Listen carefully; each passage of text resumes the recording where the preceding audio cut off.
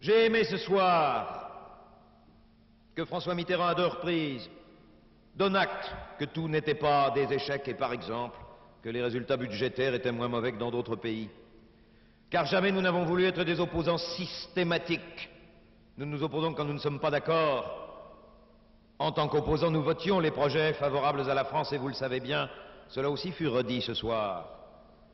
Cette capacité de la France à discuter avec elle-même et à tirer parti de toute sa diversité, de toutes ses richesses, pour les convertir en volonté commune, elle peut dépasser les frontières et les ghettos du monde politique d'aujourd'hui. Ce sera lent, car ça commencera sans faiblesse, sans cadeau, comme l'on dit familièrement, mais très explicitement.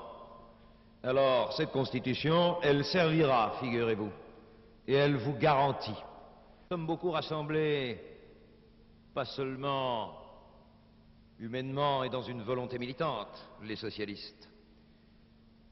La convergence politique a fait de bons chemins chez nous.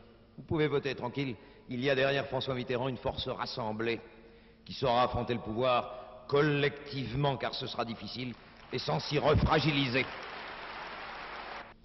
Nous pouvons gagner, vous le savez bien, les résultats du premier tour sont beaux. Cette victoire est probable.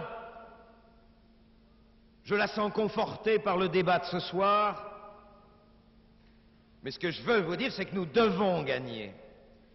Nous y avons une manière d'obligation historique, pas seulement parce que c'est tout de même la meilleure manière de préparer dans ce pays l'avenir de nos enfants, mais aussi parce que des peuples beaucoup moins mal lotis, beaucoup moins bien lotis que le nôtre, des peuples où l'on a faim, attendent de nous beaucoup plus peut-être de changements dans leur propre vie qu'il n'en sera possible chez nous qui sommes déjà sortis de la longue misère moyenâgeuse.